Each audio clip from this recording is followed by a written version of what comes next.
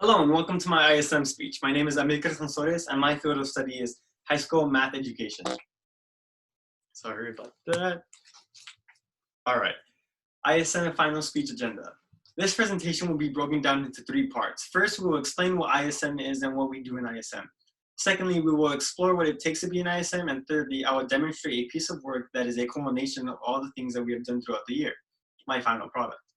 Objectives: to give meaningful information towards you, the audience, to provide a professional presentation, and to demonstrate what it means to be an ISM in these 20 to 25 minutes. Materials needed. I'm gonna go, sorry about that. After the speech or after this video is concluded, I would really like it if you could go ahead and check out that link I provided. We are being graded on this, believe it or not, and it will really help me out if you could go ahead and fill out that Google quiz. Thank you. All right, a little bit about me. I am a trumpet player in the Stevens Band. I am treasurer of class of 2021. I am treasurer of Texas Future Music Educators. I like money, what can I say? And I'm in robotics. Now, I am studying high school math education. I'm interested in this field of study because ever since 6th grade, let's go ahead and skip 7th, 8th grade, 9th grade, 10th grade, 11th grade, all like throughout these past couple of years, I've really been inspired by my math teachers. I always thought math was a cool subject, but it also really helped that my math teachers were also really cool people. And it really inspired me to want to be like them and inspire others to pursue a career in teaching and stuff like that. A little bit about my field of study. To be a teacher, you need a bachelor's degree, which means 4 years of college. And some math teachers require extra training. Like, for example, on-ramp teachers, they require extra training at UT and stuff like that. Now, a Texas teaching certification in math is necessary. And with any core class, like English, history, you need a teaching certification for that class. And I know, like, some math teachers, for example, my mentor, she has an English degree. And I know other teachers have degrees that really don't correspond to their core class. But I don't know, I thought it was cool how you could kind of teach both. Now, the median salary for a teacher is $57,980 in the US, and most teachers aren't in it for the money. Now, being a teacher requires passion, creativity, and to be sympathetic. Now, what passion means in the terms of a teacher, it means that you want your students to learn. You want them to go further. You're trying to teach the future before they're off on their own. And I thought that was really cool. Now, what creativity means is, let's say most teachers, or some teachers, I know not most, but some teachers, you would have, oh, I need to give them an assignment today. Oh, Google, cool.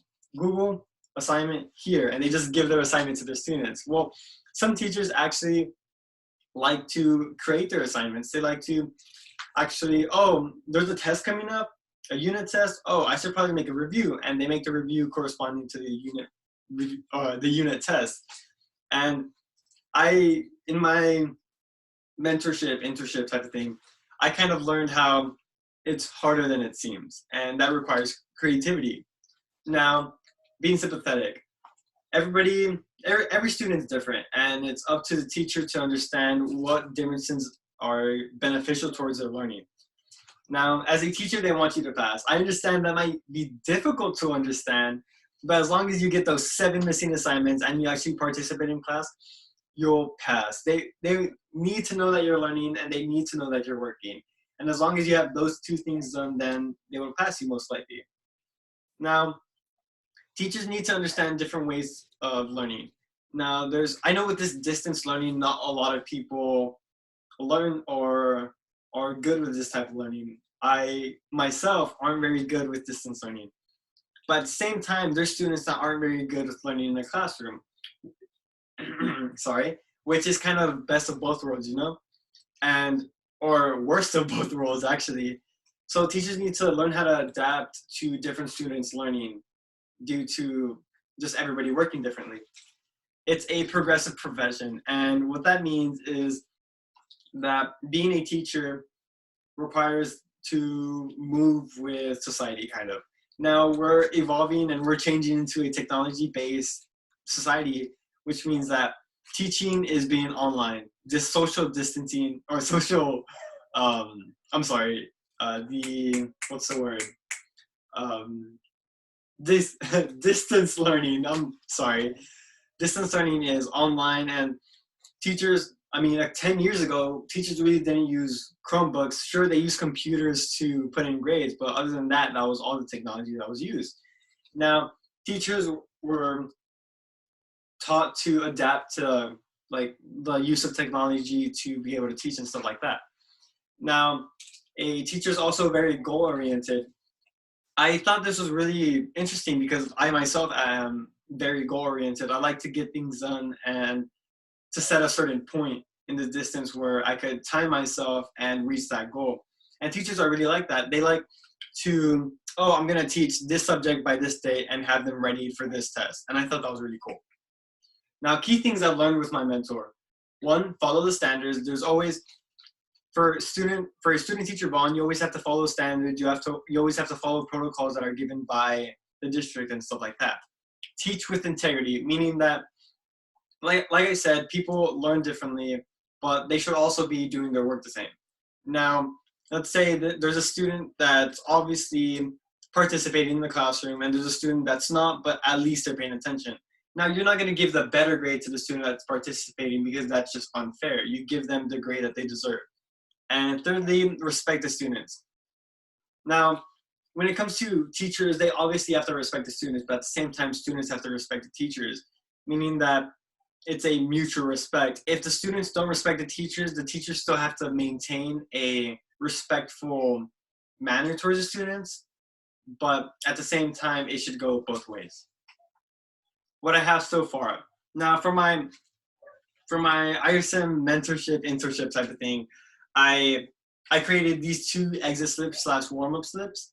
Now, as you can see on the left-hand side, I think, this is my left hand, there's a warm-up slip there. It's really wordy, and it's actually super simple. Yeah, there's no name, there's no period, there's no date, and a lot of people forget to do this. Now, as you can see on the second slip that I made, there's date, name, period, which allows the students to, actually write down stuff or write down their name, important information that's able, or that allows our teacher or me to grade. And it's a little shorter. I believe it's more understandable than the first one. I kind of wanted to make it understandable for where they could learn, but also challenge themselves. Finding a mentor. Now, finding a mentor at the beginning of ISM or of this school year, the first 6 weeks, we had to do phone calls, or we had to look for companies where our field of study would be provided. Now, luckily for me, I just went down to the A side of school, went down this hallway and said, hey, Miss Taylor, would you like to be my ISM mentor? She said, sure. And I thought that was super cool how she just was willing to spare her time to be able to teach me her subject or her field of study. This is my mentor. Her name is Larissa Taylor. Right now, she teaches Algebra 1 and Algebra 2 at Stevens High School. She's been an educator for 9 years, and this past January was her 5th full year at Stevens High School. And she graduated from Southwestern Assemblies of God University in 2009. What we do in mentor meetings / mentor visits, what I typically do is walk in, sit down in the back, and pay attention. Now, she's teaching, she's doing all these things with her students, and I like to lay back and observe how she teaches and observe her, observe her way of teaching. Now, what I've done sometimes is I've taught before, I've handed out those exit slips, that's warm-up slips, and I've also tried to help her students with any way I can. Now, typically mentor meetings / mentor visits are about once a week, once every other week for about an hour. And typically I'd like to go in on Wednesdays and see what I can do. Reflection journals. What a reflection journal is, it's kind of a prompt for our future careers, our field of study, or just careers in general. Now, I thought this reflection journal was really cool. This is a prompt right here on the screen. What did Google learn about its employees that were equally important in the hiring process that has led to their success? Y'all could go ahead and read the rest of the question, but for this prompt, exactly, there is a article, sorry about that. There's an article that was provided, and what the article was basically saying that communication was super important when it came to businesses and their success. The article was saying that there could be a lot of smart people that are good at problem solving, and if you put them together, but they really can't communicate, they can't solve as many problems as a group that is slightly above average, not as smart as the other group, but can communicate, because their spread of ideas and problem solving is a lot more beneficial than just a couple of smart people. And I thought that was super interesting how ISM is teaching us how to communicate, and it could lead to our success just by learning how to talk. Now, mentor journals. What mentor journals are is a diary, basically. It's an essay once a week that we do that just talks about what we've done with our mentor, what we've done with our field of study, what we've done in ISM, and that's kind of what it looks like, just a simple little essay. Going on, an annotated bibliography citation. Now, these are a little longer. Now, what these are is basically we go ahead and find an article of our field of study, we find a book, we are given an article sometimes, and we basically write an annotated bibliography about it. We write down the information given, how the information is useful, and how we could use it for ourselves. My portfolio, as you could see, I do not have one. Because of the corona outbreak and the school is shutting down, we have not been able to get our portfolio. But basically what our portfolio is, we get our mentor journals, our annotated bibliographies, our assignments that we've done throughout the year, and we just smack them in there. Now, this portfolio is to demonstrate all the things we've done in ISM. And usually for our final presentation, we hand out our portfolio and we allow people to look at it. We allow people to see how thick it is. But because we have to do this through online and the schools are shut down, we cannot pass you the portfolio and we can't see our own portfolio. Mine was pink and it was about 3 inches. I hope that's enough information to imagine how much work we've done. Now, participatory research. What participatory research can be is a professional meeting, a conference, a tour, a workshop, a college class, a lecture, an experiment, or a hands-on activity. What I did for my participatory research is go into one of the teacher meetings. I went into a Algebra 2 teacher meeting, I believe, where they just talked about dates, where they talked about tests, they talked about reviews. And I thought it was really cool how they all worked together to set up different dates and maybe even make a review for their students. Going on, my product. All right, original goal. I wanted to create an Algebra Star test review for Algebra 1 because I believe that this could make a positive difference in a fun and productive way. Well, my goal was, like I just said, it was to make a star review for Algebra 1. And I understand that the Algebra 1 star is one of the easier stars, but I wasn't concentrating on the difficulty. I was more concentrated on how fun they could have learning about math and stuff like that. And I really wanted to make a fun and productive review so they could be excited, you know? Going on, evaluating my product. Now, at first I thought of Kahoot and Quizlet. I didn't want no regular review because I just thought those were boring. So Kahoot and Quizlet was the first thing I thought of. As I experimented with my product, I talked to my mentor, or not my mentor, my ISM teacher, which was also my history teacher last year. And he told me about this thing called GymKit. Now, last year in history, we used to use GymKit. And what GymKit is, it's Kahoot, but you attack people. So instead of going for the #1 spot, you could attack people for the #1 spot. And I thought this was really cool. Basically, you answer questions, you get points, and you get like some superpowers that you could attack people with, or you could just boost yourself to the top. It was really cool and really interesting. And I thought the Algebra 1 students were gonna have a lot of fun with this. Now, product timeline. On the left-hand side, you could see the original timeline. There's 25% for about like every 2 weeks, every 3 weeks. Now, we had to adjust the timeline because of the lockdown, and we adjusted the 75% to April 1st instead of March 25th, and the 100% to April 17th instead of April 15th. Somewhat of a difference to adjust to the change.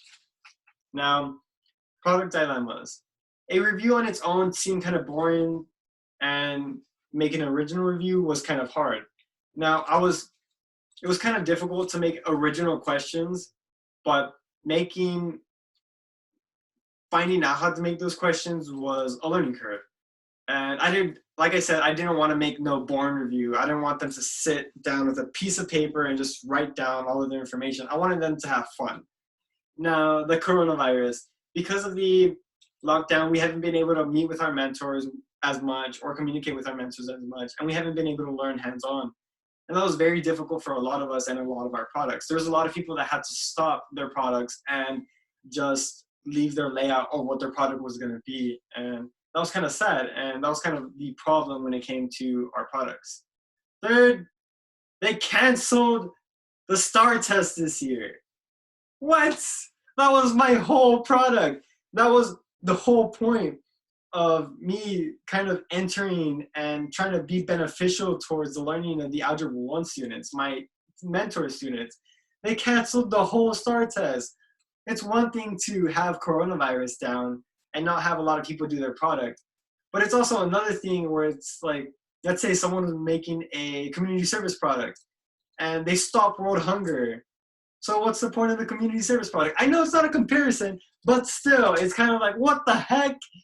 The STAR being canceled? I had to do the STAR. Why don't they have to do the STAR? I mean, it's kind of understandable, but still, I thought this was kind of sad, and it kind of sucked how I had to basically stop my product because of the STAR test not being done this year. And there's even talk about the STAR test just being canceled out, just getting rid of. And I thought that was kind of lame. I mean, it's amazing for the Algebra 1 students. They don't have to do it. But for me, I mean, this is the whole point going on. All right, my final product / outcome. For my final product, I did a review about 30 questions, a bit more, about the Algebra 1 questions that they would have on the STAR test. As you can see on the left side, this is a quote from my ISM teacher. It says, use as many slides as you need to show off your final product. Talk, and show off. Make your friends, mentors, and family proud of your hard work. Now, this was given for our slide assignment. We had to make these slides real, and that was given for this final product outcome slide. And what I kind of thought was sad was there's not a lot to show off because of all this stuff going on. Most of our products were just canceled or left off to be alone, and we could only present what we have so far.